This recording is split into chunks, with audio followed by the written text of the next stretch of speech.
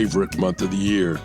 You literally watch the change in the weather from summer to fall, and in some places up north, you feel a hint of the winter ahead. I live on a salt marsh and can see the change of colors of the marsh grass. In honor of the change of scenery, we're going to complete our 7-part series on the 7 C's of winning new business pitches with the final C, chemistry. And we'll spend time with my special guest, the legendary coach, athletic director, and entrepreneur, Bill Battle, who will be here to talk about his new book, The Master's Plan. We'll jump back up on the soapbox and find another wonderful place to eat on the road with Rick. There's a wonderful scene in the movie version of the classic Broadway play, Guys and Dolls. The play was based on characters developed by the legendary New York writer Damon Runyon. In the movie, the lead character, Nathan Detroit, is played by Marlon Brando. In a pivotal scene between Brando and the female lead, Gene Simmons, she asks him what he's looking for in a girl, and he replies, chemistry. Yeah, chemistry. That leads to their singing the classic song, I'll know when my love comes along. Yes, chemistry indeed. Chemistry is the final piece of the puzzle of the 7th of the 7 C's of new business pitches. Here's the quick reminder of all 7. Number 1 was competency. Number 2 was context. Number 3 was challenge. Number 4 was creative. Number 5 was collaboration. Number 6 was communication. And now finally, number 7 is chemistry. Anytime I'm in a pitch, I like to ask the people in the room, do you like us? Because we're going to be spending an enormous amount of time together. Are we the folks you want to be in a foxhole with? Do we have enough respect for each other to be able to discuss brutal truths and make adjustments and make mistakes, but learn from them and then do amazing work together?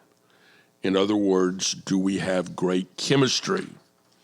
And I've learned at my age and experience that the chemistry road runs both ways. The agency has to ask the same questions. Are these the types of people we want to do business with? Do we share chemistry? Because if the answer is no before we've even started working together, then the partnership probably is not going to work. Chemistry is super important in a marriage, and it's important in a new business pitch because your agency is about to get married to a client. So there you have it, the 7 C's of new business pitches. I hope you've enjoyed it and learned a little something along the way.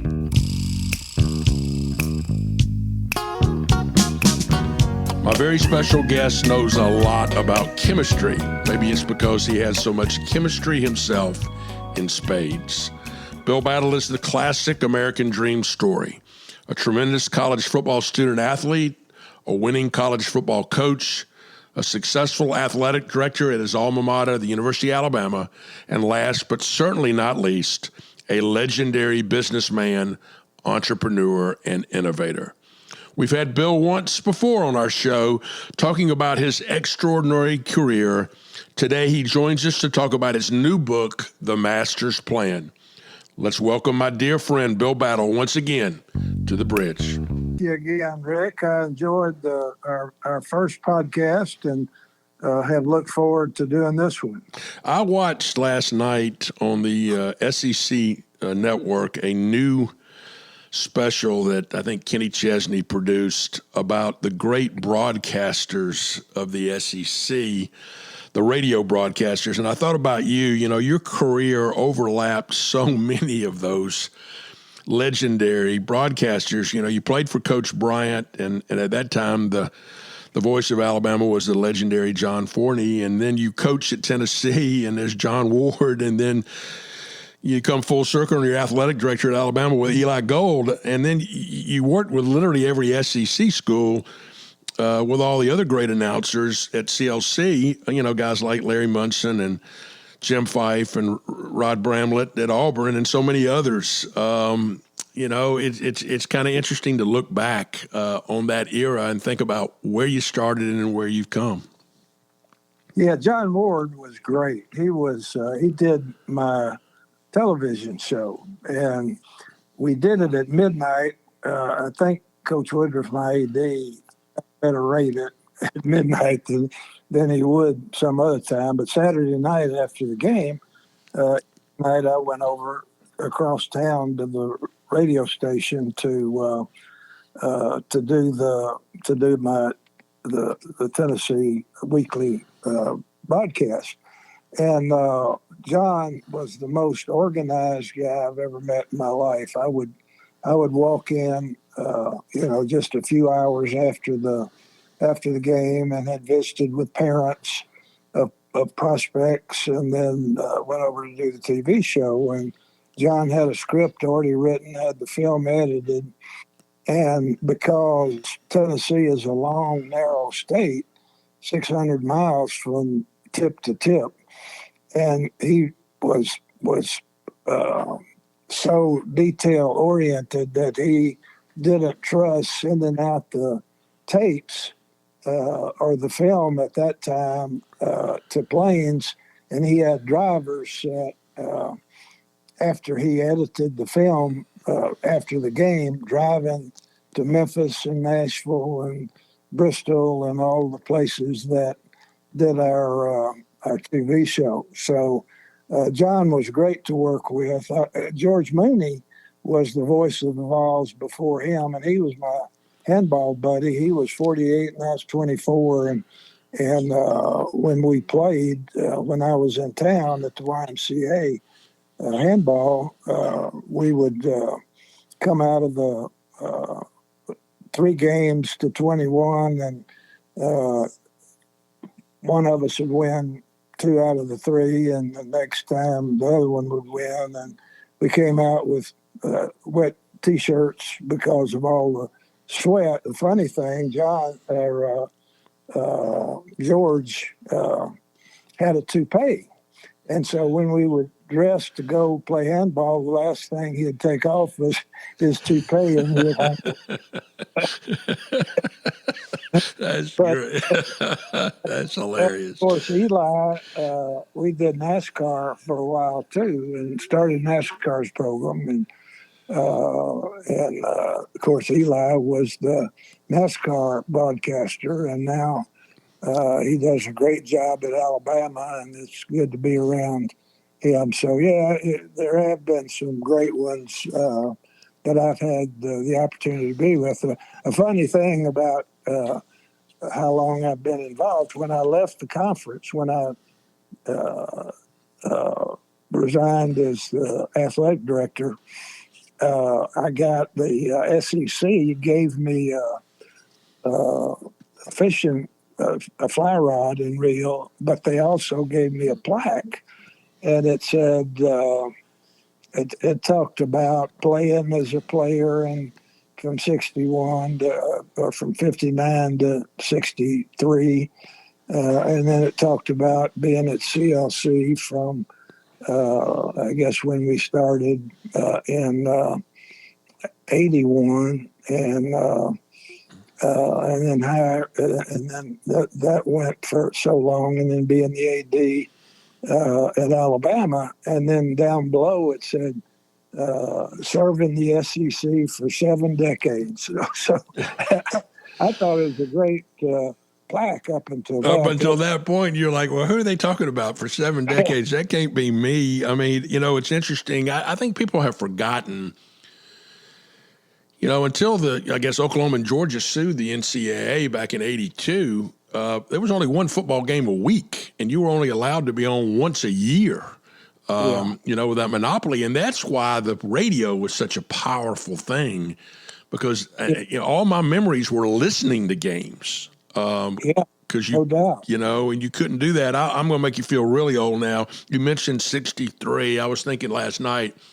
In 1963, I was 9 years old, and I remember staying up. My mama was ironing. I mean, I can remember it like it was yesterday. She's ironing, and we're listening to Georgia Miami on the radio. And Miami had a great quarterback named George Myra that was having a great year. But that night, Larry Rakestraw for Georgia threw for, I don't know, 300 and something yards. I mean, just crazy stuff. And I can remember that like it was yesterday, listening to the great games. Kaywood Ledford was at Kentucky all those years, and I was a big Kentucky basketball fan. And I remember, hearing him on a 50,000-watt station out of Cincinnati in the middle of the night, or late night, listening to that. So, you've had a phenomenal career. What made you want to write the book? People all along kept telling me I ought to write a book, even when I was still active at CLC, and I thought about that, and in the years after we sold the company in '07, but the the brass, our owners, Teddy Forsman Little, who bought the company, said, don't worry if 10 years from now we're just a licensing company, that'll be fine. We're not going to change anything, not going to change any personnel, not going to change the name. So we ran it for 4 years from 2007 to, which was really, looking back, the top of the market, and it crashed in '08. But we were their fastest growing and most profitable division. That was when Tiger Woods had his problem, his first big problem, and Nike Golf, which was IMG's best property, went downhill pretty quickly, and so we were able to run it for 4 years, and then as big companies do, they started dinking with us. And Pat said, I promised him 4 years, and I got other things I want to do, and so he left to do some other things, and then Derek Eiler and Kit Walsh and a few other top execs left at the same time and formed a company, and they had a non-compete for a few years, but they did some international work and were very successful. And so anyway, we in 2007 we passed the threshold of collecting on the university's behalf $1 billion. And then by 2011, we had paid the universities over $1 billion. So that was something I was very proud of. And so when you look back, you just felt like, hey, it was the right time to write the book because of kind of the lessons. What I love about it is it's a parallel kind of book. It's a book on your journey and the journey of the company, but it's also a book on how to be successful, I think. Yeah, sorry, I got off on the tangent, but I got away from the question. But yeah, I was encouraged to write a book. I thought about writing a book, but I never had time to do it. And then after I had spent the 4 years that I promised them as the AD, I had time all of a sudden. And so I thought this is the right time. I actually wrote the book longhand. I didn't get any help.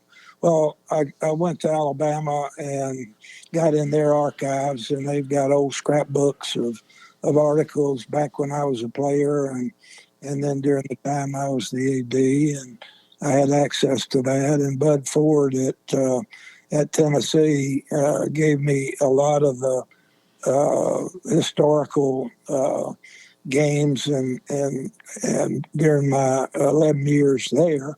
And then so I got a lot of help in writing about CLC. I could have never remembered all the detail that went in it, but I made our account executives, the ones that managed uh, university accounts, every quarter.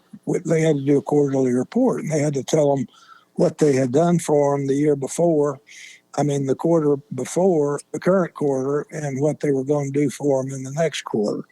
And my staff didn't like to do that. It was a pain to have to do that. But there were two things I wanted. One, they said, well, and they did get voluminous, and they said they don't even read them. And I said, well, that may be true, but one of these days, somebody above them may come in and say, why are we paying these guys all this money? And I wanted the files to document what we had done for them. And I also wanted our staff to not only think about what they had done for them this quarter, but think about what they were going to do for them in the next quarter. So I had all those files, and that was like a working document that was a historic from quarter to quarter viewpoint of the company. So that was a big help. And I started it, and I thought I could finish it in the summer, and it really took me 2 years, but I got distracted some from it along the way. But I did write it all out in longhand. I thought I was maybe the original cut and paster, because back early on when I was at CLC, I got anal, I guess, about writing letters, and so I would proof them very carefully, everything that went out. And in some cases, I'd say, well, this paragraph doesn't fit here; it ought to go here, and I'd cut it with scissors and Scotch tape it somewhere down below. And so I was cutting and pasting before the computers really came out and replaced it, and we're doing it electronically. It's interesting. I'm hearing some lessons just from this conversation. You built a company on blocking and tackling, about doing all the little things. Secondly, you were always looking ahead. Like a coach, hey, last play didn't matter. What's the next play? Hey, what we did for them last quarter doesn't matter. What are we going to do for them next quarter? And how to be constantly looking to improve and be better.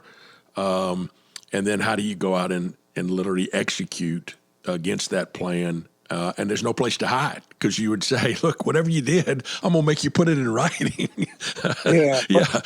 And there were two major areas that we had to continuously improve, because, licensing, the guy that taught me a lot about licensing when I was in Selma was a guy named Eddie Dobbs. And he was street smart as much as anybody I've ever been around. He knew a lot about a lot of things that he read about and talked to people about, and talked to us. That's where I learned about licensing. But he said, licensing is like coupon clipping. It's like the insurance business. Once you get somebody on board, you don't lose them from year to year unless you screw up. So there were two areas that we had to focus on, and the first one was the one that I focused on more than anything, and that was our relationship with the universities. Because if we didn't have a contract with the university, it didn't matter how much we did for a licensee or a retailer. And so I focused on that from the start and all the way to the finish. And then Pat came along and was interested in the marketing side of the business. And so, we also, to grow the business, we had to work with licensees and retailers to get more collegiate shelf space. And so that was an ongoing area. And then, at one time, we represented a large, well, a pretty significant section of the licensed products business. We, in addition to colleges, we had NASCAR and the PGA Tour and the Kentucky Derby. in Churchill Downs. And so that was, again, a pretty significant piece of the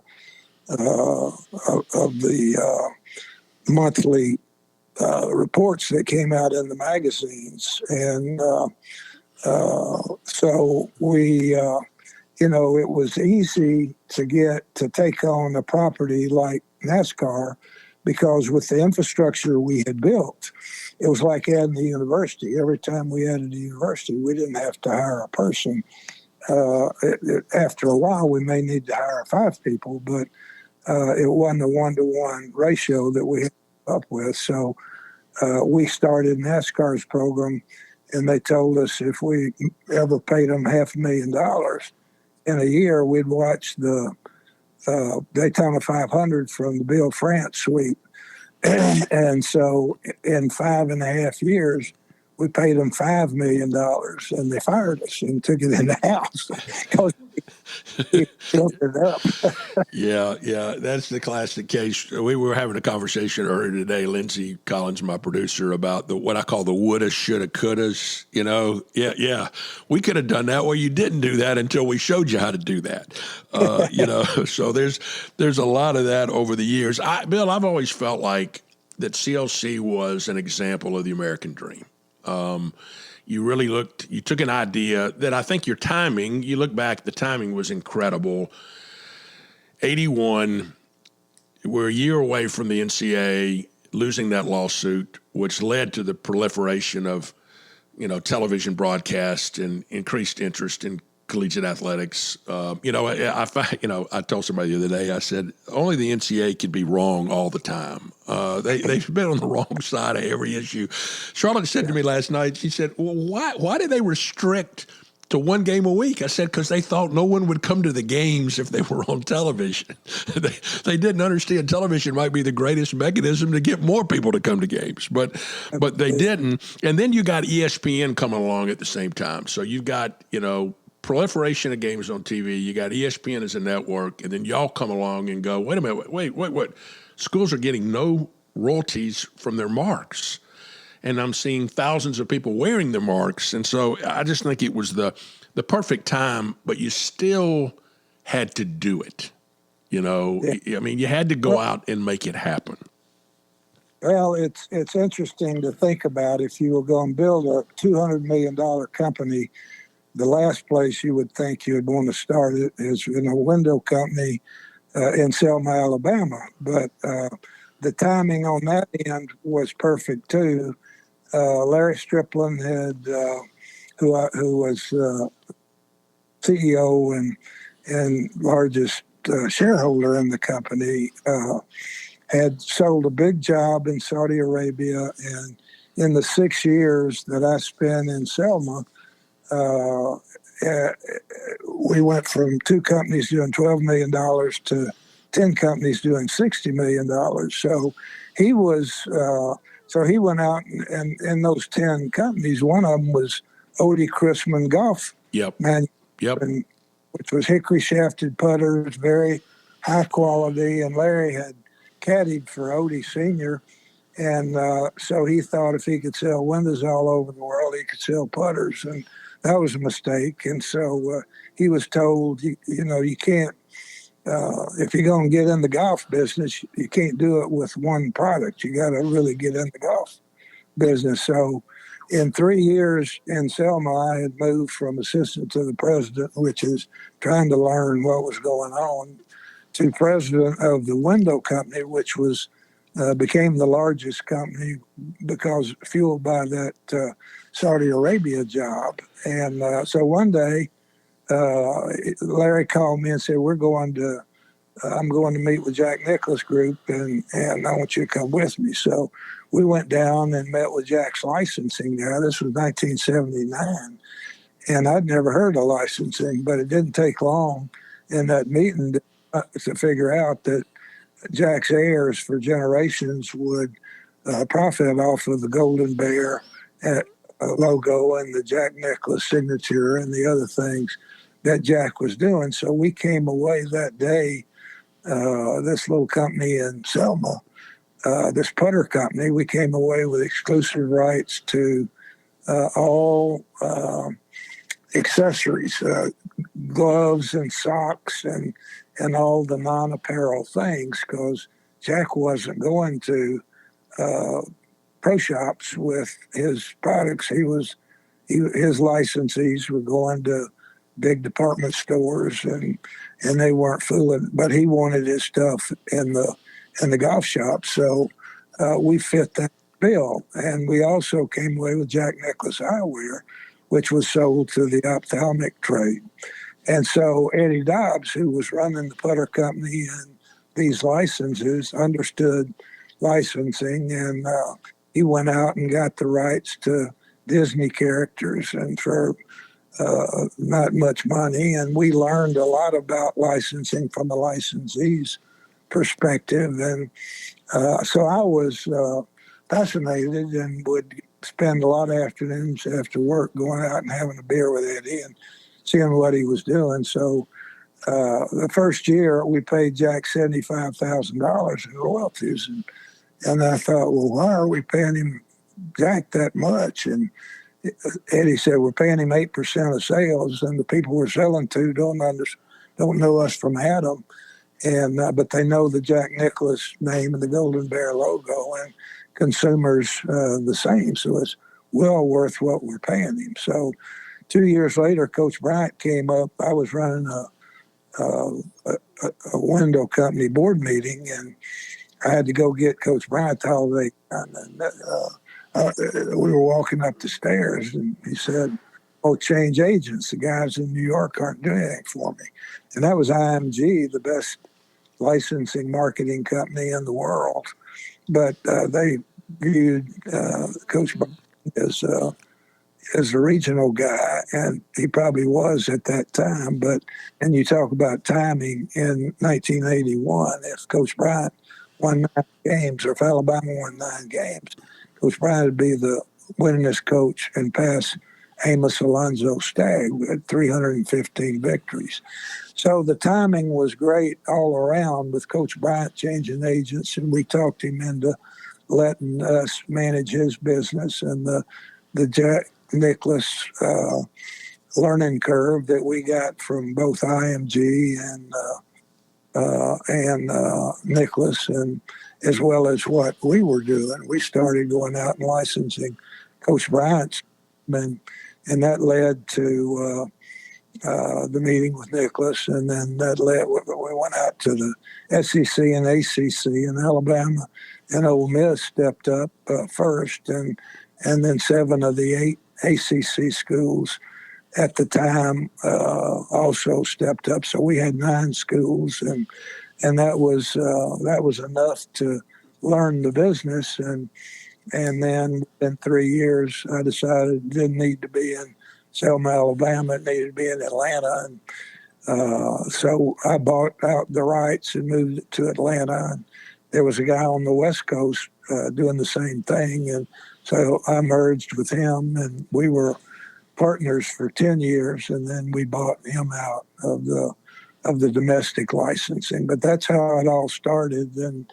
it was a really fun business. We were able to get good, bright people who like sports, and that was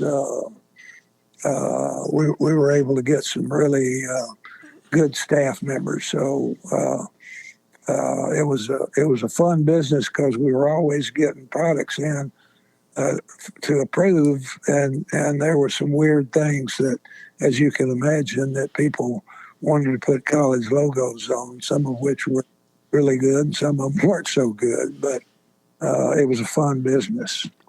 Well, you mentioned a lot in the book about so many people that mentored you, whether that's Coach Bryant or Bud Wilkinson or, Nicklaus's people or, Larry Striplin. Striplin I was good friends with a man named Lon Varnell, who had been Coach Rupp's assistant at Kentucky and came to Swanee and coached there for about 30 years. But at the same time, he owned banks, and, he was a promoter, Lawrence Welk and all this. Larry Striplin is another guy. He was a coach, and he's another guy that I think is people just don't know how talented that guy was and how innovative he He was was. he was he was a great salesman. He could go out, and if the company got in trouble, he'd ride out on his white horse and come back with a big sale, and everybody'd clap and pat him on the back, and that was good for a while. And then when he sold that big job, which was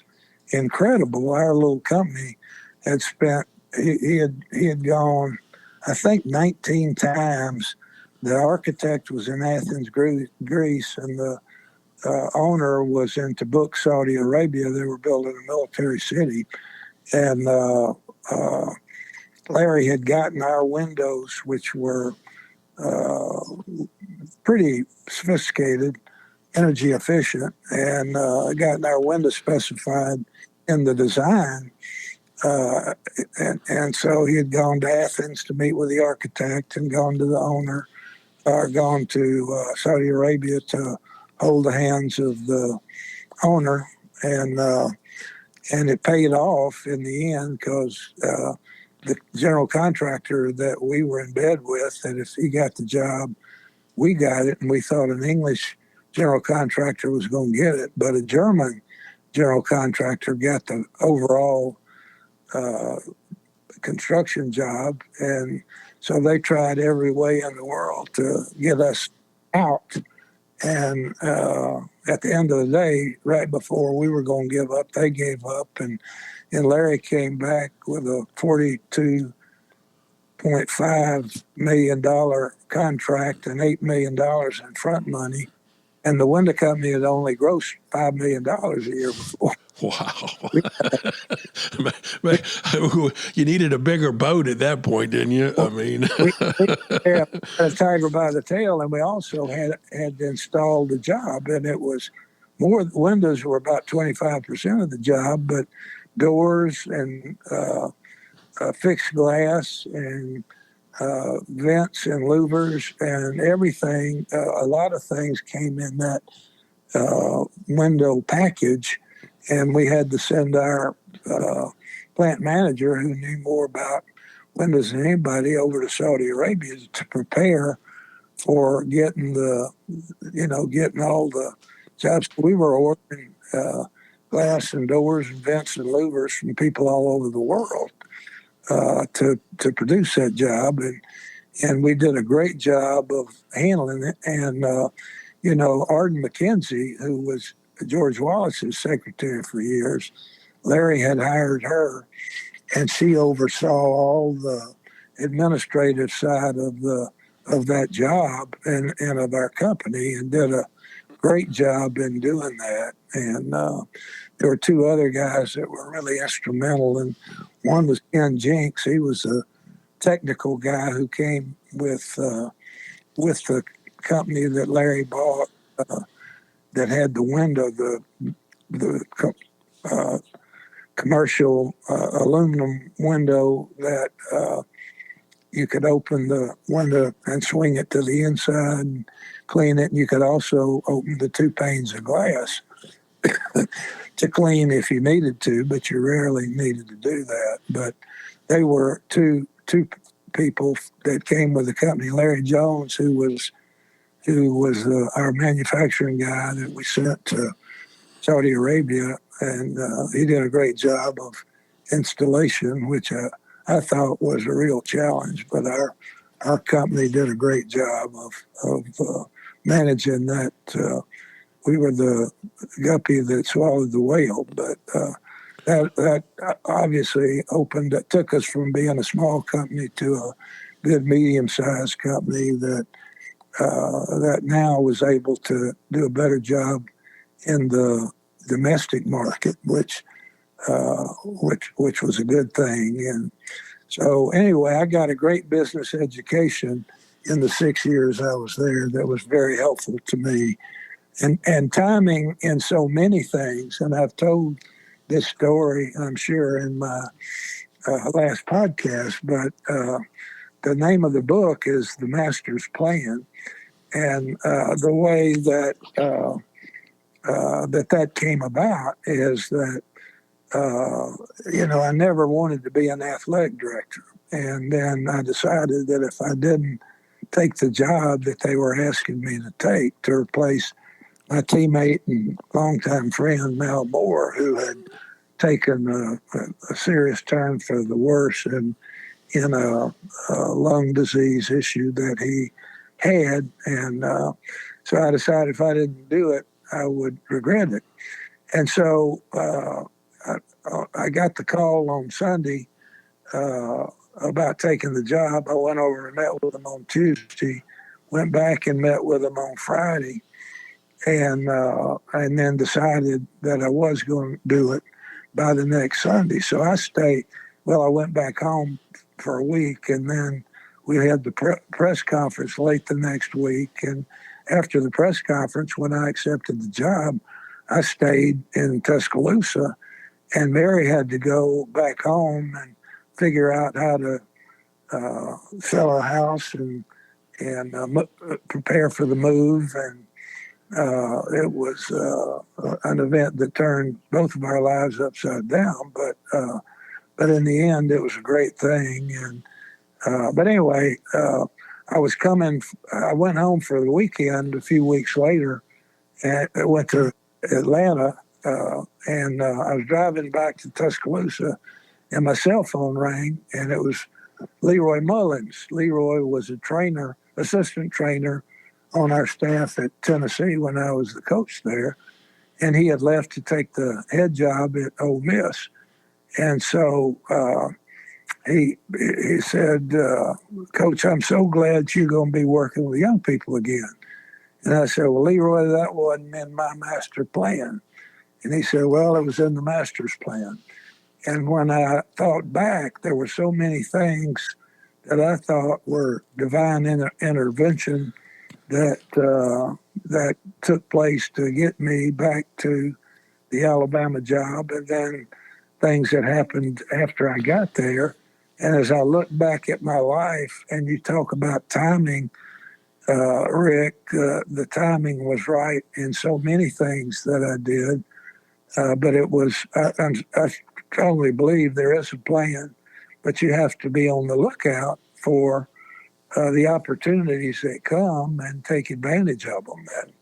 And you know, like you said, having an idea is great, but ideas are a dime a dozen. It's who can grab that idea by the throat and turn it into reality of a you know, a profitable or company or product. And so I was very fortunate in so many ways, and with the people that I came in contact with as mentors, there were a lot of them everywhere I went. And another interesting timing issue, I was represented the Bass Angler Sportsman Society, and so I went to a bass tournament over in Shreveport, Louisiana, and I'd never been to Shreveport in my life. And I thought I was going in as a hero because we had brought this licensee in that we thought was going to do a great job for them. And for whatever reason, they thought it was a bad idea, and I got dressed down probably more than I ever had been, but I remained a gentleman I had to and stomached it. And so anyway, I decided to leave a day early, and I was in I had a young lady with me who was driving, and so we were late getting to the airport, and we were in an Avis car, and the Avis place was off campus. And so I said, well, go in the Hertz a lot, and I went in and I said, you can get this over to the Avis place, can't you? And they said, oh, yes, sir, no problem. So we turned our Avis car into Hertz and ran through the airport like O.J. Simpson and got on the plane right as the door closed. And I sat down. I had enough points to fly first class, and so the young lady that was with me had to go back in the back, and I sat next to Mary. And so we exchanged cards. And 3 months later, I was going back through Birmingham on a Friday afternoon to go to my lake place. And I thought about meeting Mary and got her card out of my wallet and called her. And sure enough, she didn't have a date. And we agreed to meet for a drink. And so anyway, 20 years later, I'm married to an oncology nurse.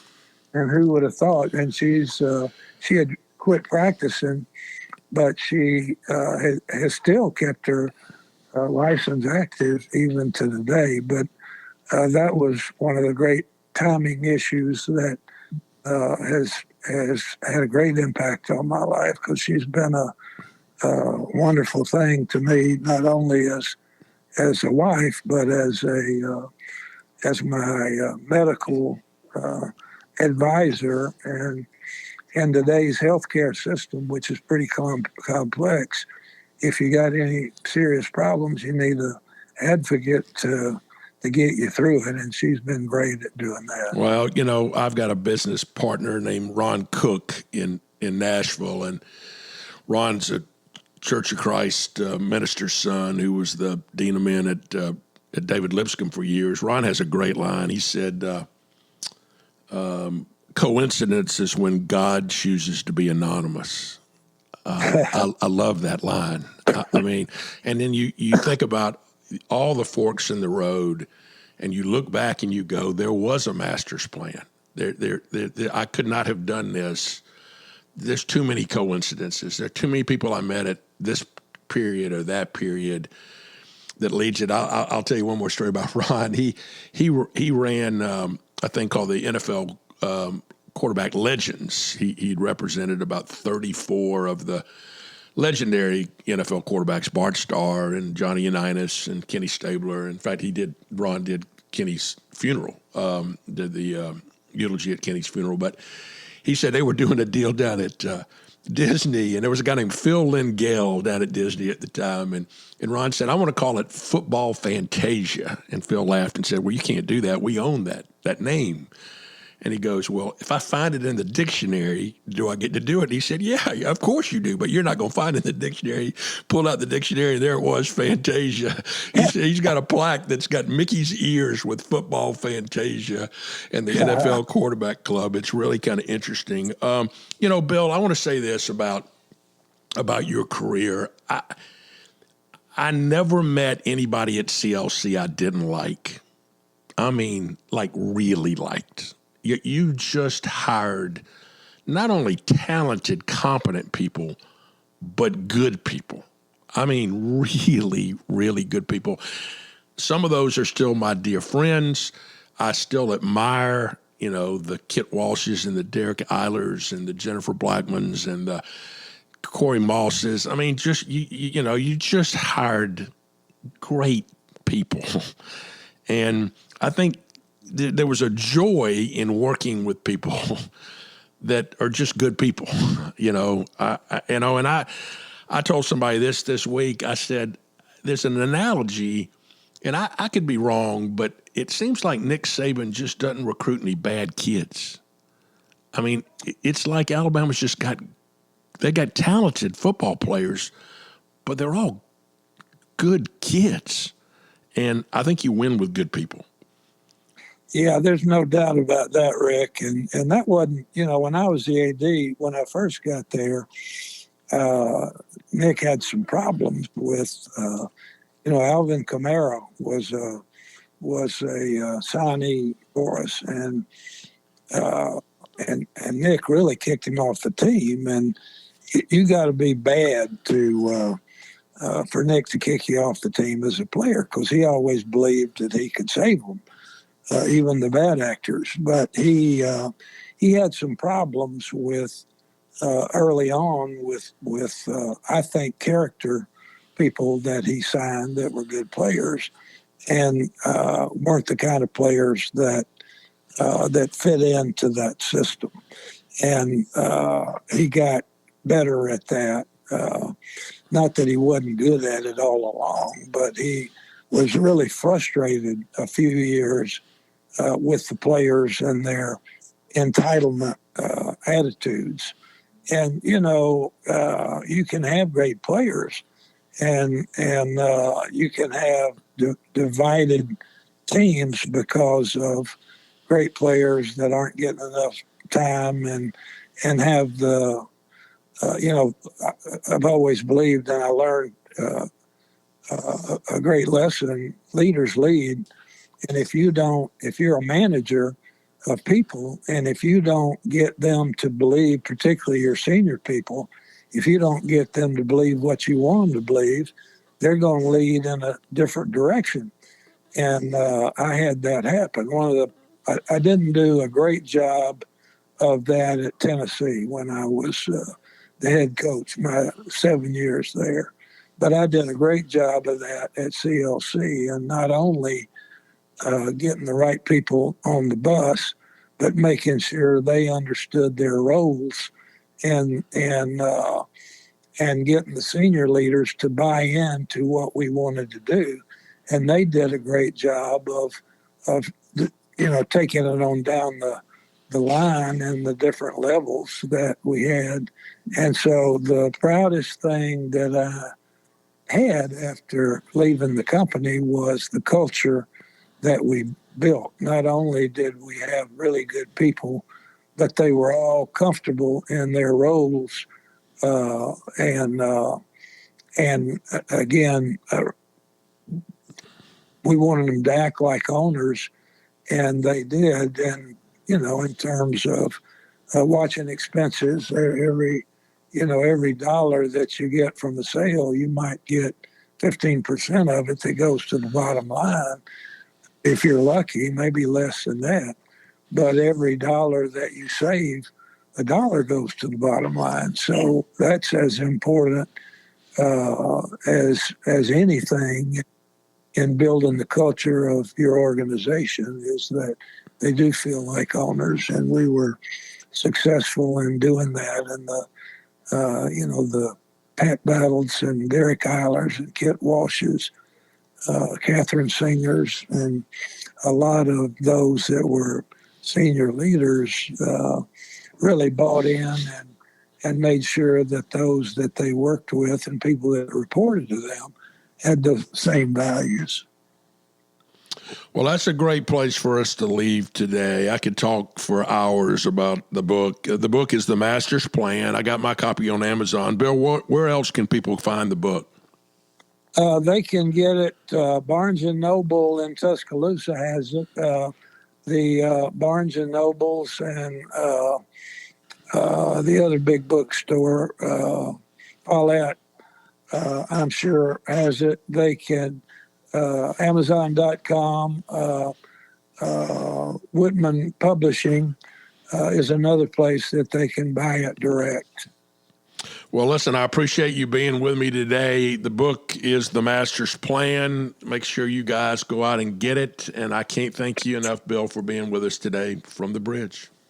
Well, I appreciate the promo for the book. I have been very pleased with the sales to date. And, the book is, kind of Alabama and Tennessee oriented, with a lot of detail from those days, but also detail from me, from Coach Bryant coming back to Alabama, and me being fortunate enough to be on a team that won 6 games in 4 years.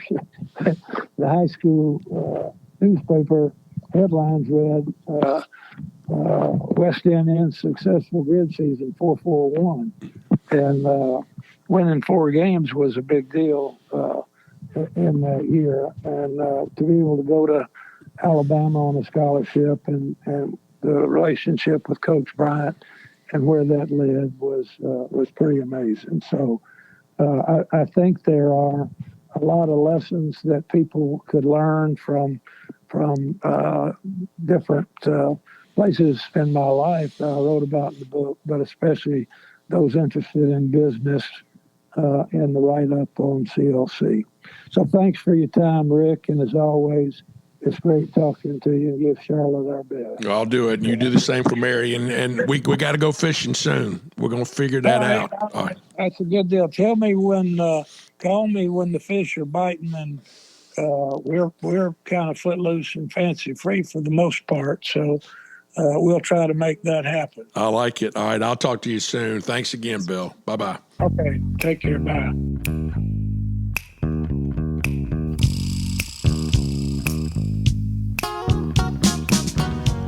Let's jump back up on the old soapbox. Speaking of chemistry, here's a little something I wrote in my book, Analog Advice in a Digital World. The chapter says, don't marry someone you can live with, marry someone you can't live without. Speaking of the ultimate team sport, choosing a spouse or life partner can make or break your career and every other good thing in your life. We all need a wingman or wingwoman, someone we can count on through thick and thin. Your spouse is the best person to fill that need and to give you the opportunity to reciprocate and fill that need for him or her. Your life partner will push you along when you are tired, cheer you up when you're down, call you out when you're wrong, and back you to the hilt when you're right. But remember, no one will ever be able to fill all of your holes. Two halves may make a whole, but two wholes make a marriage. And that's the view from the soapbox.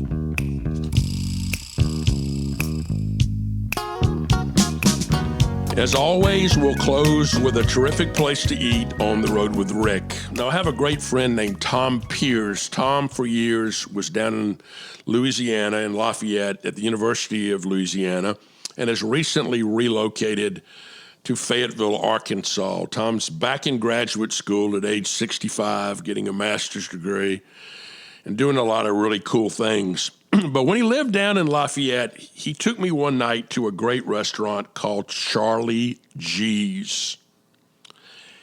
Now, Tom told me you can order whatever you want, but if you're smart, you'll order what I order. And so I did, and I continue to do so. I got a bowl of smoked duck and andouille sausage gumbo with a large crab cake that we actually put in the bowl on top of the gumbo. You eat it with a full loaf of French bread so you can mop up everything in the bowl. This is a great restaurant. They've got grilled fish and steaks. They have live piano music 7 nights a week, and they have an amazing wine list. But trust me, start with a cup of gumbo and a mini crab cake. Yeah, they'll do that for you. It's Charlie G's in Lafayette, Louisiana, on the road with Rick. I hope you enjoyed today's show and my very special guest, Bill Battle. Go out and get the book. It's The Master's Plan. It's a must-read for everyone in our business. We'll see you back here next week from the bridge.